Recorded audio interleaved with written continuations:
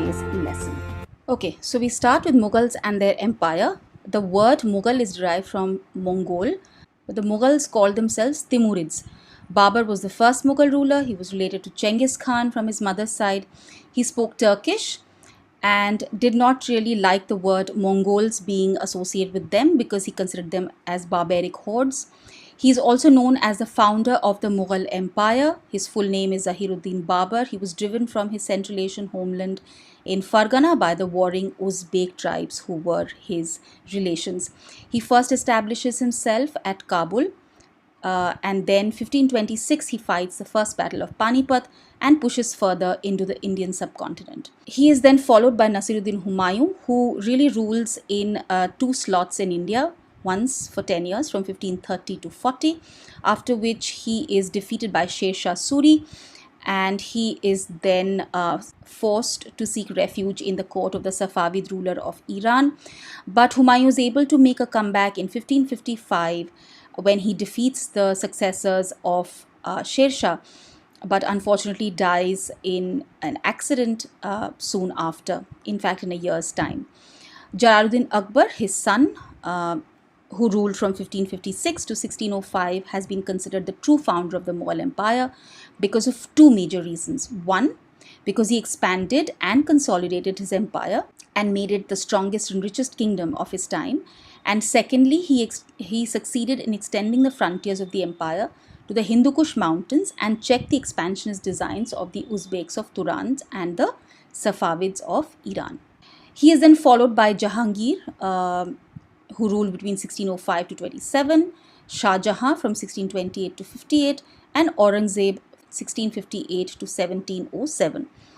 Now, at the end of Aurangzeb's reign, we consider the greater Mughal rule to have come to an end.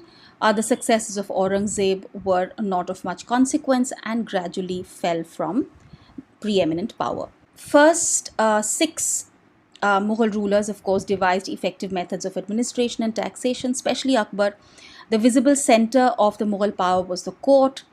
Political alliances and relationships were forged, statuses and hierarchies were defined and redefined, and the political system of the Mughals was based on a combination of military power and a conscious policy of accommodation. After the death of Aurangzeb in 1707, as I said earlier, the power of the dynasty diminished. Regional powers then acquired greater autonomy, yet the Mughal aura did not wane. And when we had the Great Revolt of 1857, it was Bahadur Shah Zafar, the Mughal ruler, who was unanimously named as the Emperor of Hindustan. Ultimately, he was overthrown when the 1857 revolt failed and the Mughal dynasty came to an end. Now, how do we get to know about the Mughals? Mainly from the various chronicles that were written during their reign. Most of the chronicles were commissioned by Mughal emperors, and they are very important sources for studying the empire and its court, as we shall see as the chapter progresses. These were written in order to project a vision of enlightened kingdom to all those who came under its umbrella. It was meant to convey to all those who resisted that any resistance to Mughal rule was predestined to fail. The rulers wanted to leave an account of their rule for posterity, and the authors of the Mughal chronicles were almost always courtiers. The histories they wrote focused on events centered around the ruler, his family, and the court and nobles, mainly wars and administrative arrangements. In fact, when you also look at the names of the chronicles, the Akbar Nama, Shah Jahan Nama, or the Badshah Nama, Alamgir Nama, they suggest that in the eyes of their authors, the history of the empire and the court and the king was synonymous. Now, what was the language of these chronicles? Now, Mughals were Chagatai Turks by origin, and Turkish was their mother tongue. And in fact, Babur was a great writer himself. He wrote poetry and his own memoirs, and all of which he wrote in Turkish. Akbar, however, makes the decision to make Persian the leading court language. Now, there was a reason for that. Firstly, because a lot of cultural intellectual contacts had already been established with Iran. And also, Akbar's court saw a regular stream of Iranian and Central Asian immigrants who were seeking positions in the Mughal court. So, it only made sense to make Persian the language of administration. And anyone who knew the Turkish language would have some access to power and prestige.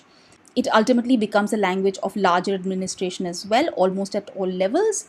Accountants, clerks, and other functionaries, anybody who wished to join the emperor's bureaucracy, even at the lowest levels, did well if they had access to knowledge in the Turkish language. But when you look at the official records kept in Turkish, they also heavily influenced the languages, the official records kept in Rajasthani, Marathi, and even Tamil.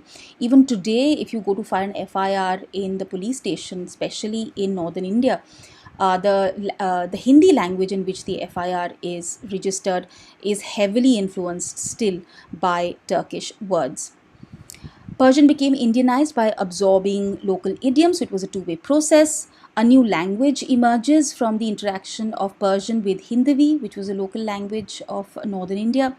Mughal chronicles, such as the Akbarnama, were written in Persian, whereas Babur, of course, wrote his memoirs in Turkish. In fact, many of the rulers also got many Sanskrit works translated into Persian, for example, the Mahabharat and the Ramayana. The Persian translation of the Mahabharat is called Razmanama, or the Book of Wars. Now, how were manuscripts made? Now, all books in Mughal India were manuscripts. Printing technology had not yet reached India. The center of the manuscript production was the Imperial Kitab Khana, though the word Kitab Khana kind of means a library, but in actuality it was a scriptorium, that is, a place where the emperor's collection of manuscripts were kept and new manuscripts were produced. Finished manuscripts were seen as precious objects, a work of intellectual wealth and beauty, and it also symbolized the power of its patron, the Mughal emperor, that he was able to bring such a thing of beauty into being. Now, what were the steps of making a Mughal manuscript? There were 5 main steps. First, the paper makers would make folios or pages. Then in the second step, you would have the scribes and the calligraphers who would copy the text onto these folios. The third step was the illumination of the pages by gilders, that is, they put beautiful borders, beautiful paintings of borders with gold paint also occasionally. Then the fourth step was when the painters got into the scene and they illustrated the scenes that were being described in words. And then ultimately, in the fifth step, the book binders would gather all these folios, including text as well as the miniature paintings, and would set them within ornamental covers. Now, calligraphy was high art and it was suitably rewarded. So, people involved in the production of manuscript got recognition in the form of titles and awards. Calligraphers and painters were held in high social standing, whereas paper makers and bookbinders remained anonymous. Now, calligraphy, or the art of handwriting, was considered a great skill. There were different styles also. Akbar's favorite was the Nastalik, which was a fluid style with long horizontal strokes, written using a piece of trimmed reed with a nib of 5 to 10 mm called kalam. This was dipped in a carbon ink called syahi, and the nib of the kalam was usually split in the middle to facilitate the absorption of ink, much like the fountain pens of today. We now come to the painted image, or the Mughal miniatures. Now, often many of the folios in the manuscripts were to be left blank for the painters to fill in once they had read through the text. Paintings were executed separately by artists, and these paintings were called miniatures because they were not mounted onto a wall. They were passed from hand to hand in the court, and once approved by the emperor, they could become part of the main manuscript. Now, paintings were believed to possess special powers of communication, as we even say today that a picture or a photograph is worth 1,000 words. Paintings are much like that. And it communicated ideas about the kingdom and the power of the kings in ways that words often could not. The historian Abul Fazl describes painting as a magical art. In his view, it had the power to make inanimate objects look as if they possessed life. Now, this obviously became a source of tension between the rulers and the ulama. The ulama invoked Islamic prohibition, saying that painters should not represent animals, birds, and humans in a realistic manner, because it seems that the painters were trying to appropriate God's power of creation. In fact, Abul Fazl turns the argument on its head, and he says that even though many people hate paintings, one must realize that the artist has a unique way of recognizing the fact that no one else can have God's power. So the painter can only paint, but life can only be given by God. The Safavids, of course, patronized artists even though they were Muslim rulers. And one of the most famous painters of the Persian Empire was Behzad. Persian artists also did accompany Humayun when he came back to India. Two of them were Mir Sayyid Ali and Abdus Samad, and they kind of laid the foundations of Mughal miniature art in India. Now let's look at the Akbarnama in some detail. It contains an average of 150 full or double page paintings of battle sieges, hunts, building constructions, court scenes, etc. The Akbarnama was written by Abul Fazl over 13 years, starting in 1589. It was based on a range of sources, including actual records of events or waqia, official documents, and oral testimonies of knowledgeable persons. The Akbarnama is divided into three books. The first volume contains a history of mankind from Adam to one celestial cycle of Akbar's life of 30 years. The second volume closes in the 46th regnal year of Akbar, which is 1601. And finally, you have the Ain-e-Akbari, or the Law of Akbar. The Akbarnama was written to provide a detailed description of Akbar's reign in the traditional diachronic sense of recording politically significant events across time. So, Abul Fazl was not talking about common people or the subalterns. His subject was Akbar. Also, in the more novel sense of giving a synchronic picture of all aspects of Akbar's empire. So, Abul Fazl does talk about geographic, social, administrative, and culture, but it's again a view from the top. In the Ain-e-Akbari, the Mughal empire is presented as having a diverse population consisting of Hindus, Jains, Buddhists, and Muslims, and represented a composite culture. A little more about Abul Fazl. He was widely read in Arabic, Persian, Greek philosophy, and Sufism. He was a forceful debater and independent thinker who consistently opposed the views of the conservative ulama. And these are qualities which really impressed Akbar, and thought that Abul Fazl would be the ideal spokesperson for Akbar's own ideas. One major objective of the emperor was to free the state from the control of religious orthodoxy. So, in his role as court historian, Abul Fazl helped Akbar shape and articulate these ideas. Abul Fazl obviously wrote in a very ornate style, as was the tradition those days. Diction and rhythm were important because often these texts would be read out aloud in court, and this Indo-Persian style was patronized by Akbar to a great extent. We now come to Badshah Nama of Shah Jahan. It was written by Abdul Hamid Lahori, a pupil of Abul Fazl. And Lahori, of course, modeled Badshah Nama on Akbarnama itself. So the Badshah Nama is the official history in 3 volumes again of 10 lunar years each. So Lahori was able to write the first and the second daftars till about 1647. And later these volumes were revised by Sadaullah Khan, Shah Jahan's Wazir. But as Lahori was getting very old and ill, he was unable to continue. And the third decade, so the third book of the Badshah Nama, was finally chronicled by the historian Waris. Now, why are these manuscripts important? So, during the colonial period, the British administrators wanted to study Indian history to really understand the background here so that they could administer their territories better.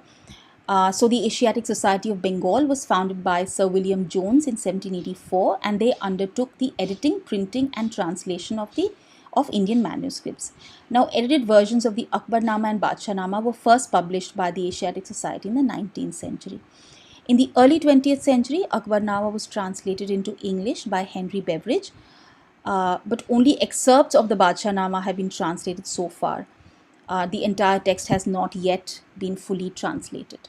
So Akbar, because he wanted to separate himself and his administration from the orthodoxy of religion, he looked at the concept of light to look for legitimacy for his empire. So the first thing that he talked about was divine light. And one of the legends that was narrated was that of the Mongol queen Alanka, who was impregnated by a ray of sunshine while resting in her tent. And as she bore her offspring, this offspring carried the divine light, and it was passed from generation to generation within the Timurid dynasty. So Abul Fazl, inspired by the famous Iranian Sufi Shahabuddin Suhrawardi, also placed Mughal kingship as the highest station in hierarchy of objects receiving light emanating from God. So Emperor was the first one who received God's light of Farre-e-Zadi. And then, of course, everything else was reflected to the others. Miniature paintings of the times portray emperors wearing the halo, which they saw on European paintings of Christ and the Virgin Mary to symbolize the light of God. So, this was also appropriated into how Mughal emperors were visually represented. The emperor was seen as a unifying force. The Mughal Empire, as we know, had a diverse population. There was a concept of Sulh-e-Kul or absolute peace, which was a cornerstone of enlightened rule. All religions and schools of thought had freedom of expression, but on condition that they did not undermine the authority of the state or fight amongst themselves.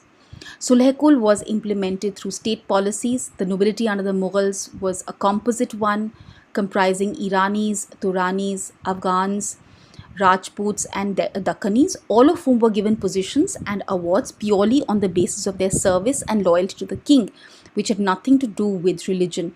And this is how Sulh-e-Kul was also incorporated administratively.